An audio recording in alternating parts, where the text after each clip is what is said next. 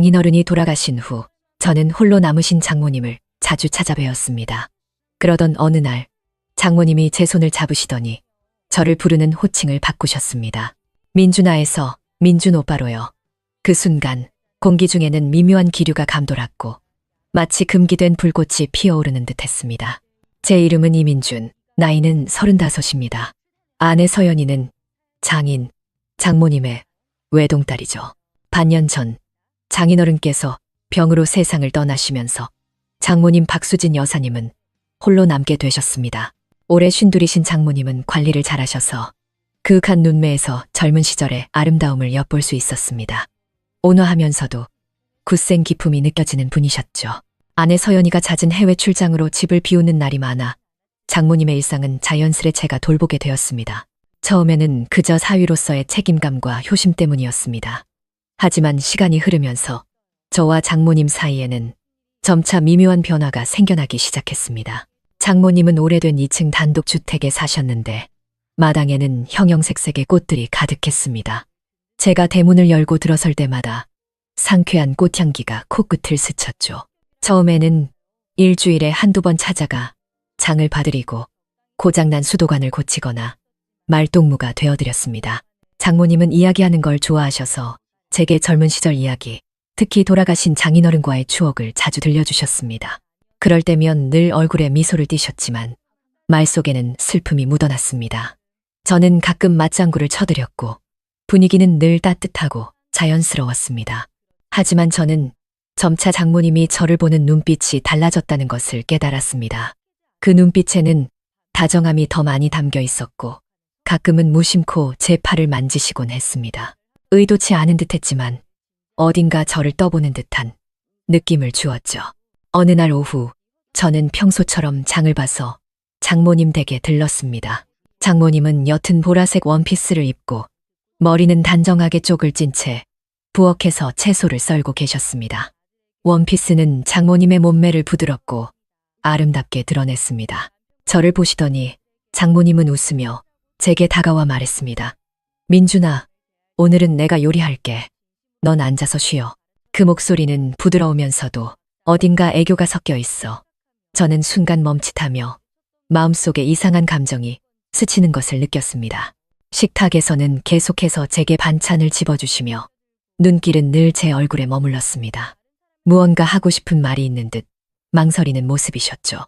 식사 후 제가 설거지를 하는 동안 장모님은 옆에서 식탁을 닦으며 이따금 저를 쳐다보셨습니다. 입가에는 옅은 미소가 걸려 있었죠. 그 순간 부엌의 공기는 마치 멈춘 듯 물 흐르는 소리와 서로의 숨소리만이 들려왔습니다.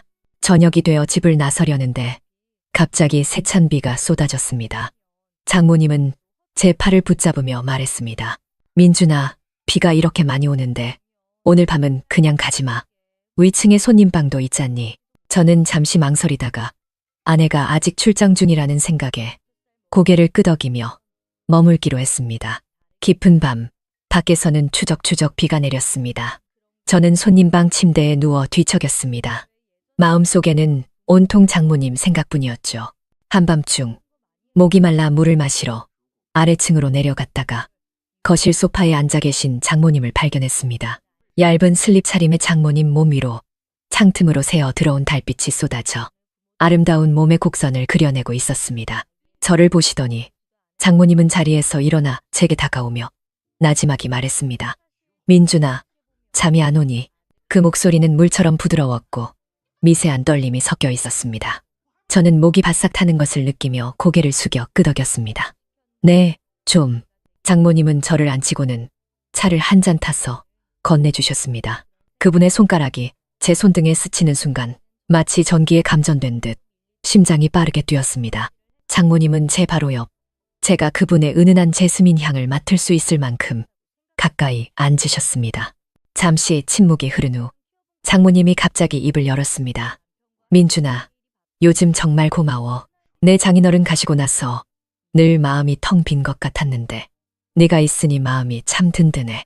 그 말에 제 마음은 흔들렸지만 저는 그저 나지막이 대답할 뿐이었습니다. 심장은 점점 더 빠르게 뛰었죠. 장모님은 잠시 말을 멈추고 저를 올려다보았습니다. 그 눈은 반짝이며 차마 말하지 못한 감정을 담고 있는 듯 했습니다. 민준아, 사람은 평생 자기 자신을 위해 한 번쯤은 살아봐야 하지 않을까. 그분의 말은 마치 돌멩이처럼 제 마음의 호수에 던져져 겹겹의 파문을 일으켰습니다. 저는 어떻게 대답해야 할지 몰라 마음속의 당황스러움을 감추려 했으며 마른 웃음만 지었습니다. 바로 그때 장모님의 손이 부드럽게 제 손 위에 놓였습니다. 따뜻하고 부드러웠습니다. 장모님은 나지막이 말했습니다. 민준아, 오늘 밤은 방에 돌아가지 말고 나랑 같이 좀 있어주면 안 될까? 심장이 쿵 하고 내려앉았습니다. 이성적으로는 거절해야 한다고 외치고 있었지만 그분의 눈빛은 저를 단단히 올가매는 그물 같았습니다. 그 순간 저는 위험한 매력에 이끌리고 있음을 느꼈습니다. 미묘한 분위기가 공기 중에 가득 차 숨쉬기조차 어려웠습니다. 저는 심호흡을 한 뒤 자리에서 일어나 말했습니다. 어머님, 시간이 너무 늦었네요. 저는 이만 올라가 보겠습니다. 장모님은 순간 멈칫하며 눈에 실망감이 스쳤지만 이내 미소를 지으며 말했습니다. 그래, 어서 가보렴. 저는 도망치듯 방으로 돌아와 침대에 누웠지만 심장은 여전히 진정되지 않았습니다. 그 후 며칠간 저는 의도적으로 장모님 댁에 가는 횟수를 줄였습니다. 하지만 장모님은 제게 더 자주 전화를 걸어오셨습니다. 목소리는 부드러웠지만 어딘가 절실함이 묻어났죠. 마당에 꽃에 물을 줘야 한다. 집안 전구가 나갔다. 심지어는 그냥 같이 밥 한 끼 먹고 싶다는 이유였습니다. 몇 번 거절했지만 실망감이 밴 그분의 목소리를 들을 때마다 제 마음은 죄책감으로 가득 찼습니다. 결국 저는 다시 그 익숙한 마당으로 발을 들였습니다. 장모님은 문 앞에 서 계셨습니다. 옅은 푸른색 원피스를 입고 미소 짓는 모습은 마치 소녀처럼 앳되어 보이기까지 했습니다. 장모님은 제 손을 잡고 집 안으로 들어서며 손가락으로 제 손바닥을 부드럽게 쓸었습니다. 민준아, 한참 안 오길래 내가 귀찮아진 줄 알았잖아. 저는 서둘러 부정했지만 마음은 무언가에 꽉 막힌 듯 답답하고 무거웠습니다. 그날 저녁, 장모님은 또 저를 저녁 식사에 초대했습니다. 식사 후에는 레드와인 한 병을 꺼내며 오랜 친구에게 선물 받은 것이라며 저와 한잔하고 싶다고 하셨습니다. 마음이 불안했지만 차마 거절하지 못하고 거실의 작은 테이블에 마주 앉았습니다. 방 안에서는 촛불이 흔들렸고 따뜻한 빛과 그림자가 교차하며 숨막히는 미묘한 분위기를 자아냈습니다. 술이 몇 잔 오가자 장모님의 얼굴은 점차 붉어졌고 눈빛은 몽롱해졌습니다. 장모님은 웃으며 말했습니다. 민준아, 그거 아니? 나도 젊었을 땐 꿈이 참 많았어. 하지만 가정을 위해 전부 포기했지. 지금 생각해보니 마음 한구석이 좀 아쉽네. 장모님은 말을 멈추고는 갑자기 제게 다가와 나지막이 물었습니다.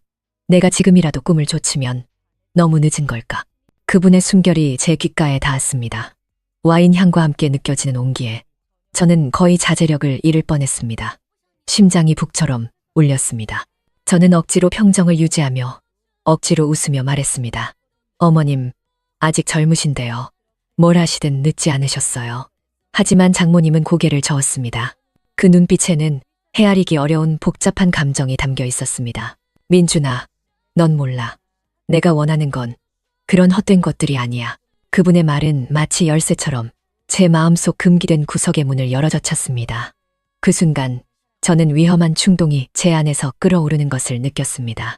이성과 감정이 격렬하게 충돌했습니다. 그때 장모님의 휴대폰이 울렸습니다. 아내 서연이의 영상통화였습니다. 장모님은 전화를 받아 평소와 같은 톤으로 서연이와 웃으며 대화했습니다.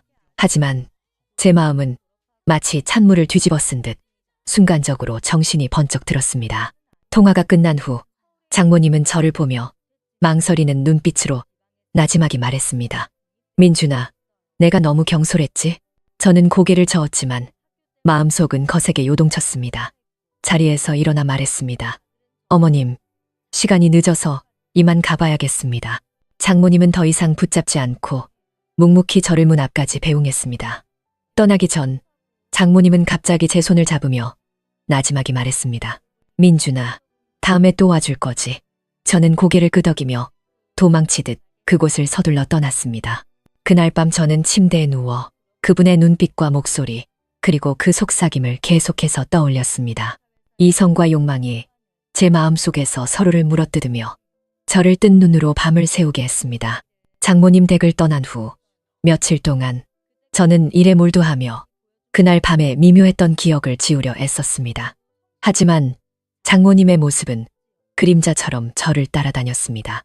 그분의 눈빛, 손길, 말투 하나하나가 무수히 많은 바늘이 되어 제 마음을 찔러 저를 불안하게 만들었습니다. 저는 제 자신을 의심하기 시작했습니다. 그날 밤의 충동이 정말 술기운 때문이었을까? 아니면 제 마음 깊은 곳에 정말로 말할 수 없는 무언가가 숨겨져 있었던 걸까? 서연이는 여전히 출장 중이었습니다. 전화기 너머로 들려오는 아내의 목소리는 언제나처럼 다정했지만 그 목소리를 들을 때마다 저는 마치 아내와 이 가정을 배신하는 듯한 보이지 않는 압박감에 시달렸습니다. 한편 장모님의 전화는 이전보다 더욱 잦아졌습니다.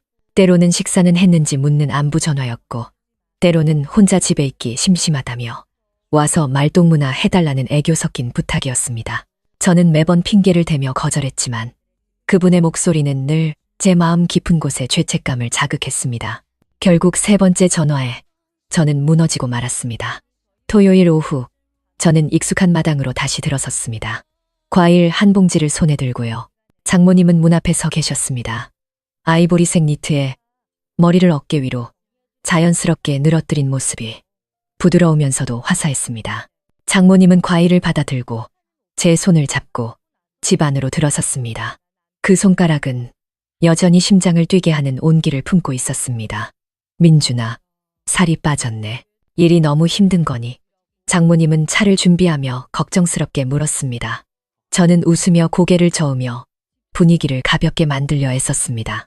하지만 장모님은 제 앞에 다가와 서서 저를 찬찬히 뜯어보며 말했습니다. 몸 관리 잘해야지. 안 그러면 나랑 서연이가 걱정하자니. 그 말은 평범했지만 어딘가 친밀한 느낌을 주어 저를 어쩔 줄 모르게 만들었습니다. 저는 고개를 숙이고 차를 마시며 마음속의 혼란을 다스리려 했습니다. 하지만 장모님은 멈추지 않고 제 옆에 앉으며 웃으며 말했습니다. 어머, 너는 올 때마다 왜 이렇게 굳어있니? 우리 사이에 뭘 그렇게 어려워해? 그 말은 가볍고 자연스러웠지만 장모님의 손은 제 무릎 위에 가볍게 얹혔습니다. 무심한 접촉인 듯 했지만 제 몸은 그대로 굳어버렸습니다. 저는 황급히 일어나 말했습니다. 제가 저녁 준비 도와드릴게요. 장모님은 웃으며 저를 따라 부엌으로 들어와 제 등 뒤에 서서 채소 써는 법을 알려주었습니다. 좁은 부엌에서 장모님은 아주 가까이 서 있었고 때때로 그분의 팔이 제 등을 스쳤습니다. 깃털이 스치는 듯한 그 느낌은 제 마음속에 잔잔한 파문을 일으켰습니다. 심장이 빨라지는 것을 느꼈습니다. 긴장감을 억누르려 했지만 장모님은 제 당황스러움을 눈치챈 듯 웃으며 말했습니다. 민준아, 넌 왜 그렇게 부끄러움을 타니? 이 엄마 앞에서 뭘 그리 쑥스러워해? 그분의 말투는 가벼웠지만 어딘가 장난기 섞인 느낌을 주었습니다. 저는 마른 웃음을 지으며 다시 채소를 써는 데에만 집중하며 마음을 진정시키려 했습니다. 하지만 장모님은 더 가까이 다가와 감자 한 조각을 가리키며 말했습니다. 이건 이렇게 써는 게 아니야. 내가 가르쳐 줄게. 말과 동시에 그분의 손이 부드럽게 제 손을 덮으며 칼자루를 함께 잡았습니다. 그리고 천천히 감자를 썰기 시작했습니다. 공기 중에는 그분의 향기가 가득했고 제 심장은 더욱 격렬하게 뛰었습니다. 그 순간 모든 이성은 머릿속에서 사라지고 오직 그분의 존재만이 제 모든 감각을 지배했습니다. 저는 억지로 정신을 다른 곳으로 돌리려 했지만 그분의 모든 움직임은 마치 소리 없는 유혹처럼 저를 무의식적으로 빠져들게 했습니다. 그분의 손가락은 부드럽고 따뜻했고 숨결은 제 귓가에 가볍게 닿았습니다. 저는 그분의 가슴이 오르내리는 것마저 느낄 수 있을 것 같았습니다. 시간이 멈춘 듯 했습니다. 심장은 갈비뼈를 부술듯이 뛰었고 이성은 그만 밀쳐내라고 격렬하게 경고했습니다. 하지만 제 몸은 마치 그 자리에 못 박힌 듯 움직일 수 없었습니다. 장모님은 미묘하게 변한 분위기를 감지했는지 제 손을 놓고 웃으며 말했습니다. 자, 이제 혼자 해보렴. 난 볶음 요리 준비해야겠다. 그 목소리는 여전히 가벼웠지만 귓불이 희미하게 붉어진 것을 똑똑히 볼 수 있었습니다. 저녁 식사 때 장모님은 다시 그레드 와인을 꺼내며 제가 드디어 와주었다고 축하해야 한다고 말했습니다. 촛불 아래 그분의 눈빛은 별처럼 빛났고 웃을 때의 입꼬리는 마음을 설레게 하는 매력이 있었습니다. 장모님은 계속해서 잔을 부딪혔고 말수도 많아졌습니다. 젊은 시절에 재미있었던 일들, 그리고 장인어른과의 사랑 이야기를 들려주었습니다. 목소리는 경쾌했지만 감출 수 없는 아쉬움이 묻어났습니다. 민준아, 사람은 늘 하지 못한 일들을 후회하게 되는 걸까? 장모님은 갑자기 술잔을 내려놓고 저를 빤히 보며 물었습니다. 촛불이 그 얼굴을 비추어 마치 그림처럼 부드러워 보였습니다. 저는 잠시 멍하니 있다가 나지막이 대답했습니다. 아마도요. 하지만 어떤 일들은 하지 않는 편이 더 나을 수도 있죠. 장모님은 씁쓸하게 웃었습니다. 그 미소 너머의 눈빛이 저를 안타깝게 했습니다. 내 말이 맞아. 하지만 가끔은 마음이 마음대로 되질 않네. 그 말은 마치 열쇠처럼 제 마음의 방어선을 가볍게 열어젖혔습니다. 저는 위험한 충동이 끓어오르는 것을 느꼈습니다. 마치 절벽 끝에 서 있는 것처럼 한 발만 잘못 디디면 다시는 돌아올 수 없을 것만 같았습니다. 식사 후 장모님은 저를 마당으로 이끌고 가 새로 심은 꽃을 보여주었습니다. 달빛이 꽃잎 위에 물처럼 쏟아졌고 꽃향기가 공기 중에 가득했습니다. 장모님은 쪼그리고 앉아 제스민 한 그루를 가리키며 말했습니다. 이 꽃, 내가 제일 좋아하는 꽃이야. 향기가 사람 마음을 취하게 만들지. 장모님은 고개를 들어 저를 보았습니다. 그 눈빛은 저를 녹여버릴 듯이 다정했습니다. 저는 목이 타는 것을 느끼며 웃으며 말했습니다. 네, 향기가 참 좋네요. 장모님이 일어나더니 갑자기 제게 다가와 나지막이 물었습니다. 민준아, 넌 이 향이 좋니? 아니면 다른 향이 더 좋니? 그 말은 미묘한 분위기를 풍기며 보이지 않는 전류처럼 제 몸을 관통해 심장을 빠르게 뛰게 했습니다. 저는 그분의 숨결을 느낄 수 있을 정도였습니다. 이성은 뒤로 물러서라고 말했지만 제 발은 땅에 뿌리 내린 듯 꼼짝도 하지 않았습니다. 바로 그때 마당 밖에서 자동차 경적이 울리며 공기 중에 미묘한 분위기를 깨뜨렸습니다. 이웃 김 선생님의 차였습니다. 그는 창문 밖으로 고개를 내밀고 외쳤습니다. 수진 씨, 내일 시장 갈 때 내가 태워줄게요. 장모님은 잠시 멈칫하더니 웃으며 대답했습니다. 네, 고마워요.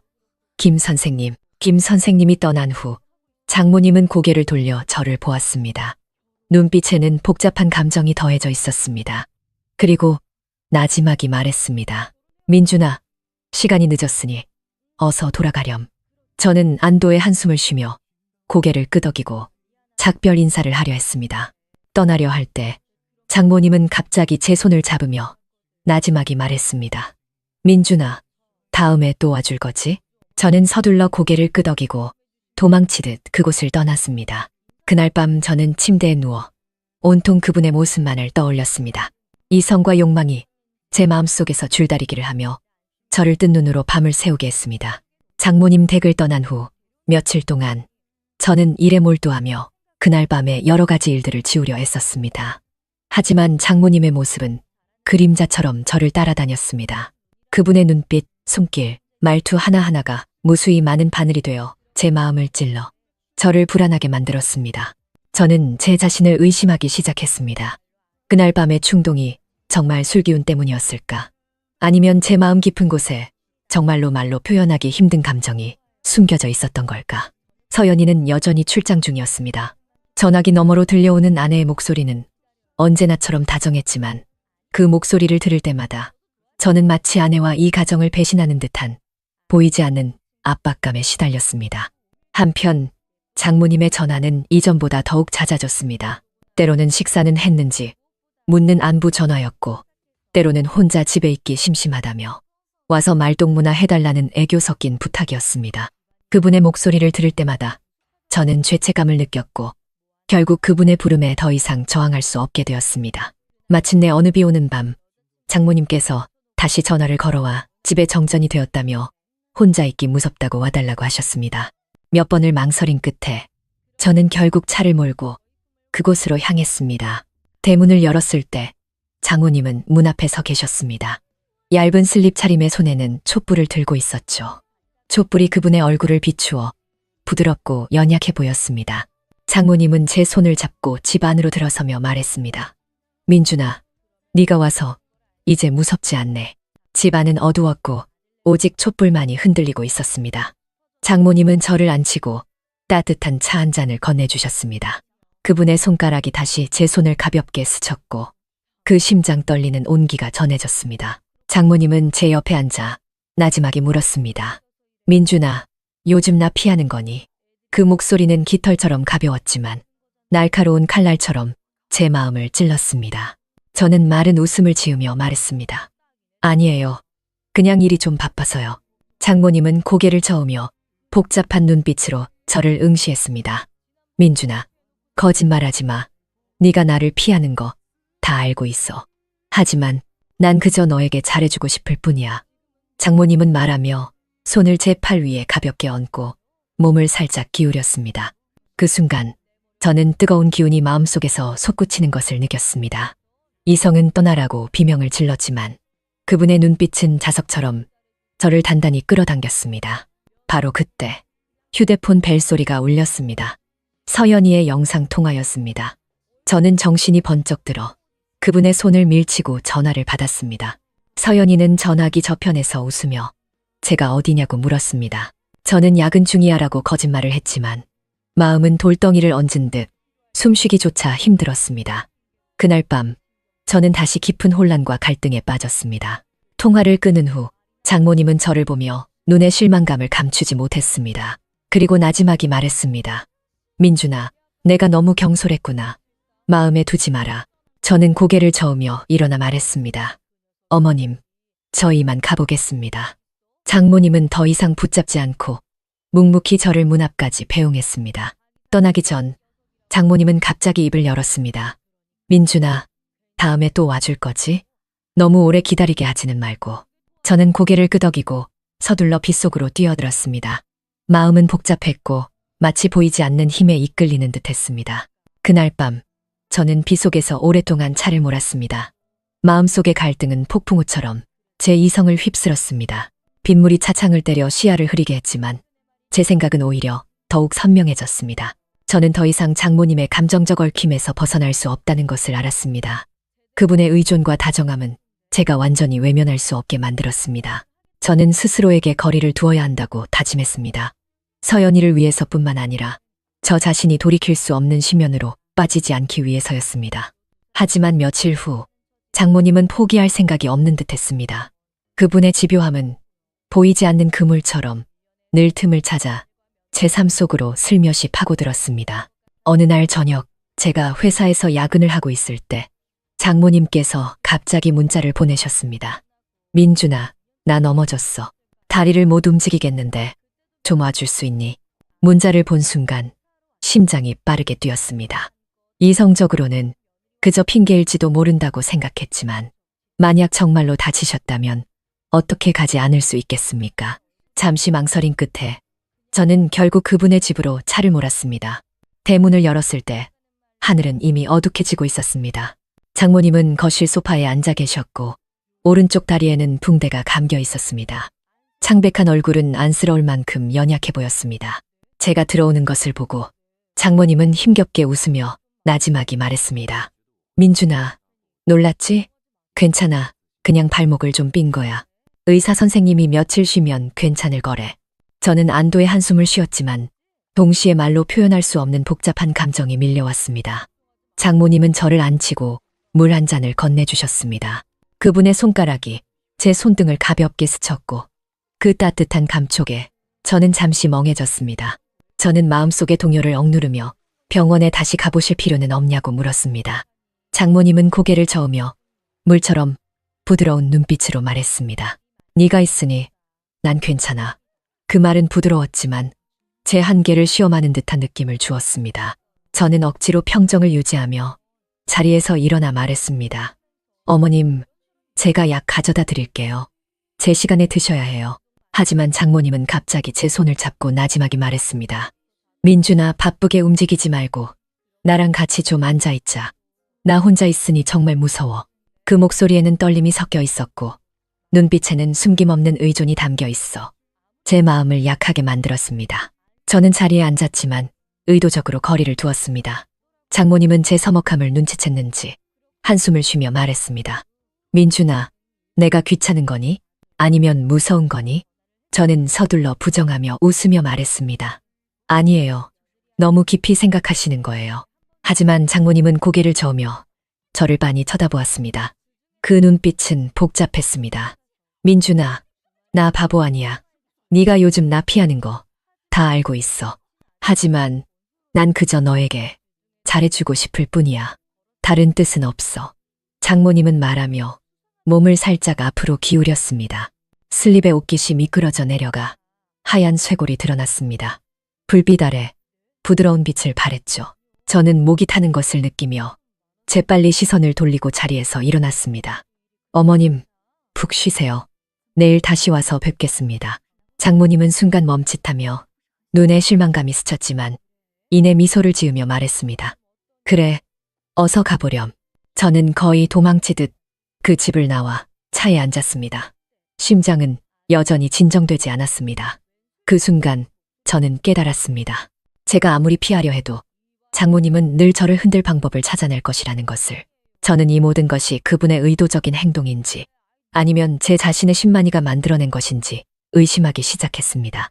그 후 며칠 동안 저는 서연이에게 장모님과 더 많은 시간을 보내달라고 부탁하고 제 자신은 일이 바쁘다는 핑계로 그 집에 가는 횟수를 줄였습니다. 하지만 장모님의 전화는 끊이지 않았습니다. 때로는 식사를 했는지 묻고 때로는 물건 좀 사다 달라고 부탁했습니다. 그 목소리는 늘 거절하기 힘들 만큼 다정했습니다. 한 번은 장모님께서 직접 제 회사 앞으로 찾아오셨습니다. 손에는 직접 만든 떡 상자를 들고 저를 위해 특별히 만들었다고 하셨습니다. 석양 아래 서 있는 장모님을 보았습니다. 바람이 그분의 치맛자락을 가볍게 날렸고 그분은 소녀처럼 웃었습니다. 그 순간 제 마음의 방어선은 다시 한번 흔들렸습니다. 장모님은 제 손을 잡고 말했습니다. 민준아, 바빠도 몸은 챙겨야지. 그분의 손가락이 제 손바닥을 쓸었고 심장을 뛰게 하는 온기가 느껴졌습니다. 저는 그분의 저녁 식사 초대를 거의 거절할 수 없었고 결국 고개를 끄덕일 수밖에 없었습니다. 그날 밤 저는 그분의 집에서 저녁을 먹었습니다. 장모님은 푸짐한 한상을 차려놓고 옅은 녹색의 우아한 원피스를 입고 계셨습니다. 마치 그림에서 걸어 나온 사람처럼 기품이 넘쳤습니다. 식탁에서 장모님은 계속해서 제게 반찬을 집어주시며 저를 녹여버릴 듯한 다정한 눈빛을 보냈습니다. 장모님은 웃으며 말했습니다. 민준아, 너 어렸을 땐 분명 장난꾸러기였을 거야. 커서는 이렇게 듬직해졌네. 그 말은 가벼웠지만 어딘가 장난기 섞인 느낌을 주었습니다. 제 심장은 빠르게 뛰었고 저는 마음속의 당황스러움을 감추려 했었습니다. 저는 마른 웃음을 지으며 밥만 먹으며 마음을 진정시키려 했습니다. 하지만 그분의 눈길은 시종일관 제게 머물며 마치 제 반응을 기다리는 듯 했습니다. 그날 밤 미묘하게 변한 분위기는 제가 그분의 다정함, 관심, 그리고 무심한 접촉을 더 이상 무시할 수 없게 만들었습니다. 저는 제가 이미 돌아올 수 없는 길에 들어섰고 이 관계의 경계가 이미 흐릿해졌다는 것을 알았습니다. 식사 후 장모님은 저를 이끌고 새로 산 그림을 보여주었습니다. 그림 앞에 서 있을 때 장모님은 갑자기 돌아서서 제게 살며시 다가오며 나지막이 물었습니다. 민준아, 이 그림이 예쁘니? 아니면 사람이 더 예쁘니? 그분의 숨결이 제 귓가에 닿았습니다. 은은한 향기와 함께 제 심장은 거의 가슴 밖으로 튀어나올 것 같았습니다. 이성은 물러서라고 비명을 질렀지만 저는 억지로 평정을 유지하며 웃으며 말했습니다. 참 아름답네요. 하지만 장모님은 저를 놓아주지 않고 웃으며 복잡한 눈빛으로 말했습니다. 민준아, 넌 항상 그렇게 조심스럽구나. 그거 아니? 가끔은 네가 좀 더 솔직해졌으면 좋겠어. 그분의 말은 마치 제 마음속 금기된 구석에 불을 붙이는 것 같았습니다. 위험한 충동이 제 안에서 끌어올랐습니다. 이성의 목소리는 점점 더 날카로워지며 떠나라고 경고했지만 그분의 눈빛은 자석처럼 저를 단단히 끌어당겼습니다. 제가 거의 자제력을 잃을 뻔한 그 순간 초인종이 울렸습니다. 서연이가 갑자기 예정보다 일찍 돌아온 것이었습니다. 서연이는 문을 열고 들어와 저와 장모님이 함께 서 있는 것을 보고 잠시 멈칫하더니 이내 웃으며 말했습니다. 어머, 두 분 무슨 얘기를 그렇게 진지하게 하세요? 장모님은 웃으며 서연이를 맞이하고 그 손을 잡고 말했습니다. 아무것도 아니야. 그냥 민준이한테 새로 산 그림 보여주고 있었어. 저는 안도의 한숨을 쉬었지만 등골이 오싹해지는 것을 느꼈습니다. 서연이는 아무것도 눈치채지 못한 듯 저를 안치고 자기의 출장 얘기를 시작했습니다. 하지만 저는 마음이 콩밭에 가 있었고 머릿속에는 온통 방금 전 장모님의 눈빛만이 가득했습니다. 그날 밤 서연이는 장모님 댁에서 묵기로 했습니다. 저는 손님방 침대에 누워 뒤척이며 잠을 이룰 수 없었습니다. 한밤중에 물을 마시러 아래층으로 내려갔다가 거실에 서 있는 장모님을 발견했습니다. 얇은 슬립 차림의 달빛이 그분의 몸 위로 쏟아져 부드러운 실루엣을 그려내고 있었습니다. 저를 보시더니 장모님은 나지막이 물었습니다. 민준아, 잠이 안 오니? 저는 고개를 끄덕이며 최대한 거리를 유지하려 했습니다. 하지만 장모님은 제 앞에 다가와 서서 물처럼 부드러운 눈빛으로 나지막이 말했습니다. 민준아, 서연이가 돌아와서 기뻐해야 하는데 왜 내 마음은 텅 빈 것 같을까? 그 말은 마치 칼처럼 제 마음을 깊이 찔렀습니다. 저는 보이지 않는 압박감을 느꼈습니다. 그분의 접근이 두려우면서도 그분의 부름을 완전히 거절할 수도 없었습니다. 저는 심호흡을 하고 억지로 말했습니다. 어머님, 시간이 늦었습니다. 어서 주무세요. 장모님은 순간 멈칫하며 눈에 실망감이 스쳤지만 이내 그래, 어서 가보렴이라고 말했습니다. 저는 서둘러 방으로 돌아왔지만 심장은 여전히 진정되지 않았습니다. 며칠 후 서연이는 다시 출장을 떠났고 장모님의 전화가 또 왔습니다. 이번에는 몸이 안 좋다며 병원에 같이 가달라고 하셨습니다. 잠시 망설인 끝에 저는 결국 그분과 함께 갔습니다. 병원에서 장모님은 제 팔을 꼭 붙들고 마치 제가 갑자기 사라질까봐 두려워하는 듯 했습니다. 검사 결과는 심각하지 않은 가벼운 감기였습니다. 장모님은 웃으며 말했습니다. 민준아, 네가 있으니 난 아무것도 무섭지 않아. 그분의 눈빛은 저를 녹여버릴 듯이 다정했지만 저는 점점 더 무거워지는 보이지 않는 압박감을 느꼈습니다. 집으로 돌아오는 길에 장모님은 갑자기 말했습니다. 민준아, 오늘 밤은 머물다가 너랑 진지하게 얘기 좀 하고 싶어. 저는 일이 있다며 거절하고 떠나려 했지만 장모님은 제 손을 잡고 나지막이 말했습니다. 민준아, 제발 더는 나 피하지 말아줘. 그 순간 저는 전례 없는 갈등을 느꼈습니다. 이성은 이 모든 것을 끊어내고 이 관계가 더 이상 지속되게 해서는 안 된다고 말했습니다. 하지만 그분의 눈빛은 저를 단단히 올가매는 그물 같았습니다. 결국 저는 그분을 거절하지 못하고 그곳에 머물렀습니다. 그날 밤 장모님은 얇은 슬립 차림으로 제 옆에 앉았습니다. 촛불이 흔들렸고 방 안은 미묘한 분위기로 가득 찼습니다. 장모님은 나지막이 말했습니다. 민준아, 그거 아니? 나 이 나이에 이렇게 누군가를 신경 쓰게 될 줄은 몰랐어. 그분은 부드럽게 제 손 위에 손을 얹었습니다. 따뜻하고 부드러웠습니다. 제 심장은 거의 가슴 밖으로 튀어나올 것 같았습니다. 이성과 욕망이 제 마음속에서 서로를 물어뜯으며 저를 숨막히게 했습니다. 바로 그때 휴대폰 벨소리가 울렸습니다. 서연이의 영상 통화였습니다. 저는 정신이 번쩍 들어 황급히 장모님의 손을 밀치고 전화를 받았습니다. 서연이는 전화기 저편에서 웃으며 제가 어디냐고 물었습니다.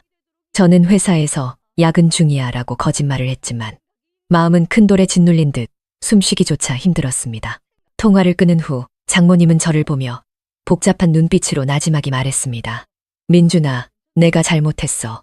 이만 가봐. 다시는 오지 말고. 그 목소리에는 울음이 섞여 있었고 마치 작별을 고하는 듯 했습니다. 저는 잠시 멍하니 있다가 마음속에 씁쓸함이 밀려왔지만 결국 일어나 묵묵히 떠났습니다. 뒤돌아보지 않았습니다. 그 후로 저는 다시는 장모님 댁에 가지 않았습니다. 그분의 전화도 점차 줄어들다가 완전히 끊겼습니다. 서연이가 돌아온 후 저와 장모님 사이의 서먹함을 눈치채고 무슨 일이 있었냐고 물었지만 저는 그저 일이 바빴다고만 하고 더 이상 설명하지 않았습니다. 겉으로는 평온을 되찾은 듯 보였지만 제 마음 한구석은 텅 빈 채로 남아 있었습니다. 장모님의 눈빛, 장모님의 손길은 제 마음속에 영원한 비밀로 남아 기억 속에 깊이 새겨져 지울 수 없게 되었습니다.